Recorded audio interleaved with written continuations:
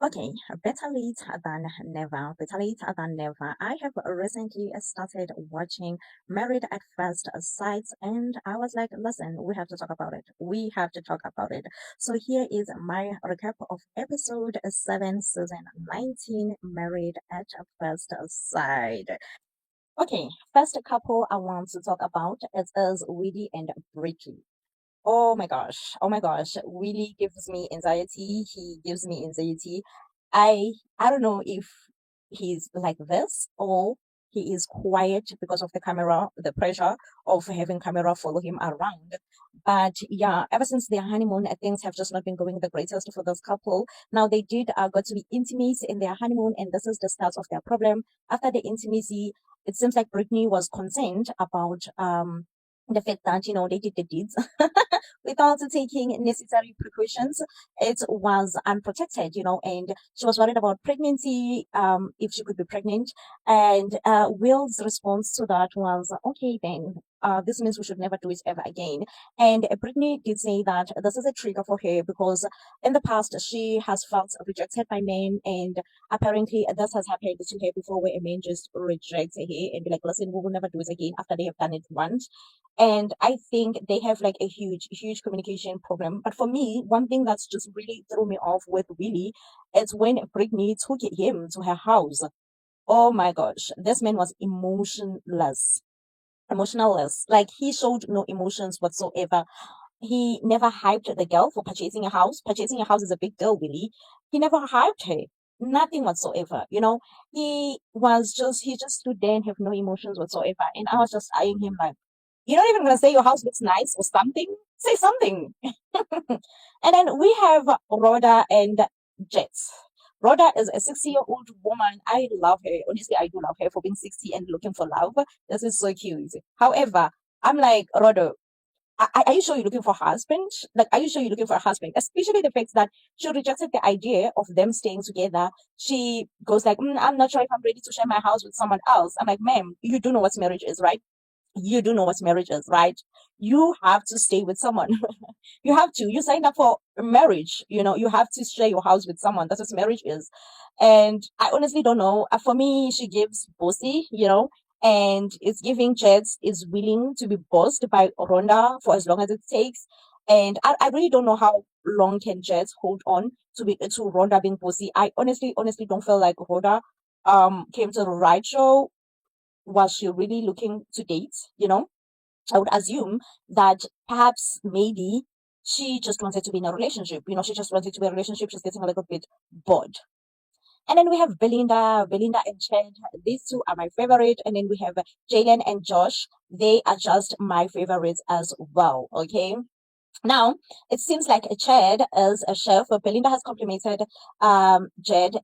Like, honestly, I don't know. I've lost count how many times have Belinda complimented Chad, told us that Chad is an absolute great chef, and she feels intimidated. She feels intimidated if she will ever be able to cook. Also, can we just appreciate how good Belinda looks like? This woman have good genes. She looks beautiful, okay? However, Belinda is in the show with her daughter, Jalen. So crazy, right? Both mother and daughter are at married at first sight, going through the same experience. Like, okay, so Jalen in her relationship, Josh, who is well accomplished, okay, this is according to him. He's a business owner now. He owns a business, and back in the honeymoon, he proposed an idea that he would want a post nap after marriage and he would want Jalen to sign this post nap. And he says that it's his partner who actually initiated this idea. So here, Jalen is speaking to her mom about this whole post nap thing, and she goes like, she's really not afraid or intimidated by the post nap because she does not want to be a stay-at-home mom. And she says that this is because of she saw and she witnessed how hard it was for her mom when she got a divorce after being a stay-at-home mom for like a number of years. It was really so hard for her to get back into the corporate industry and work and make means, because she didn't have a husband anymore. And her mom also expressed how concerned she is about this posting up thing because she understands that her daughter is not protected. If her daughter decides to have children in the future, should they get divorced, she will be left stranded with the children. But then Belinda's like, listen, I am willing to make my own money, and that's the goal. The goal is to make my own money. And we move on to Rhoda and Jade again. Um, when I tell you, that this whole scene made me uncomfortable of them doing plans, because the way Rhoda was just ordering that man around as if he's a child. Do this, put this plant here. No, I need that plant there. No, I need this. No, I need that. Anyway, the most important thing that ended up happening here is that they end up having a discussion about them living together. And Rhoda kind of acknowledged how she reacted when the topic was first brought up. And she does say that perhaps she's still dealing with her past trauma where she was living with her second husband, whereby her second husband will always state and always tell her that this is his house. She's not allowed to change anything in his house. She's not allowed to do anything in his house. And I feel like I take that, I do. And I mean, the most important thing is that she apologized and she acknowledges that she doesn't want to be that person to the church. And we move on to Josh and Jalen. They are expecting an expert to advise them on the relationship. Honestly, these two couple have not had any downs. They have been having ups and no downs whatsoever. So the expert is like, okay, let's talk about money. Let's talk about money because I understand that you two are still living in your love bubble. Let's talk about money. And then the post-nap thing is brought up again, whereby Jalen is like, she's okay, she's cool with signing the post-nap. Either way, she is not planning to be a stay-at-home mother. Even if she has children, she still plans to continue with her life, work, this and that. And guess who changed his mind? Josh. Josh is like, you know what? Now that I've gotten to know Jalen, I'm okay with us not signing the post-nap. I'm like, say, didn't you say your business partner is the one who initiated the post-nap in the first place?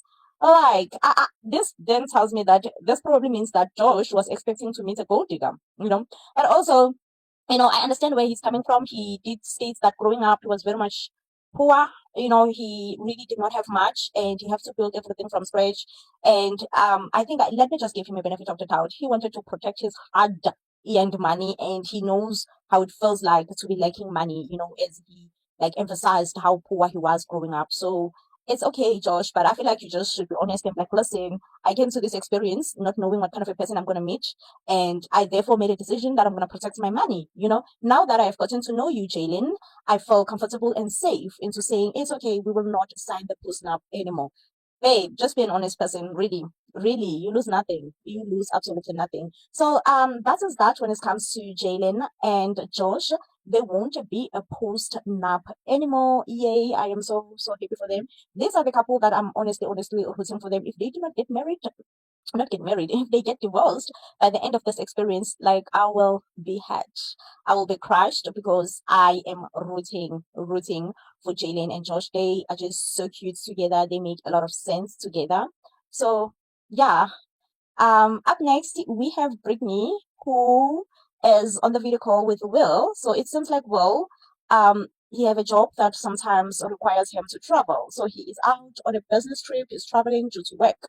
And when I tell you that I was smiling through this conversation that they were having rather, they were very much flirtatious.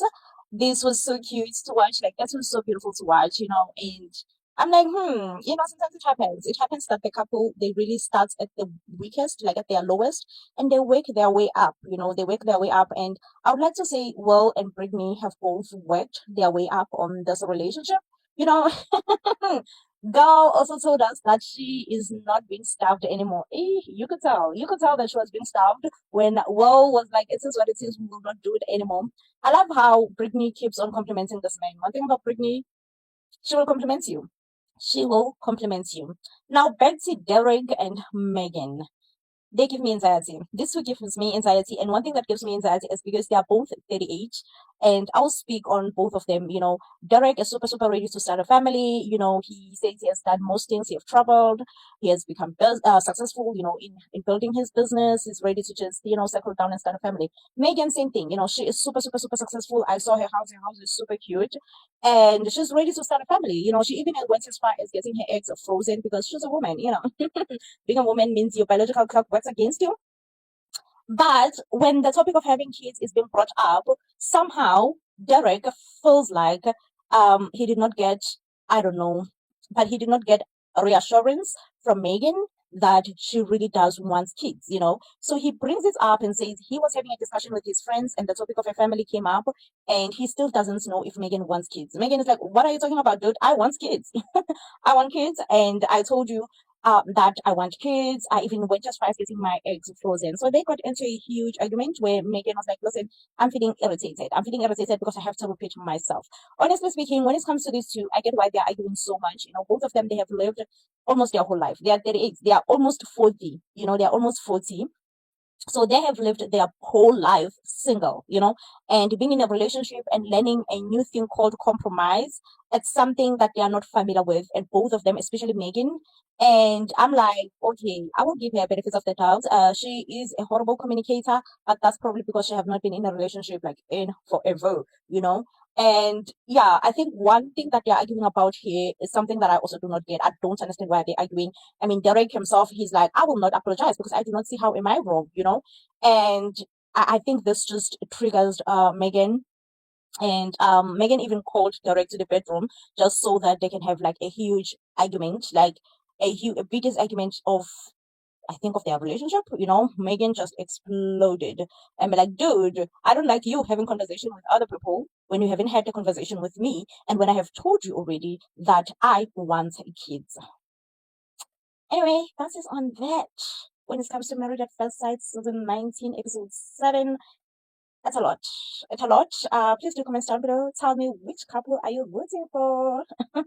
Which couple are you rooting for? I'm definitely rooting for Josh and Jalen and Derek and Megan. I'm also rooting for them. You know, they are cute, and I believe that their problems is something that they could both work on and resolve it. I am definitely rooting for both of them. Anyway, bye guys. I will see you on the next one. So then, please do stay blessed.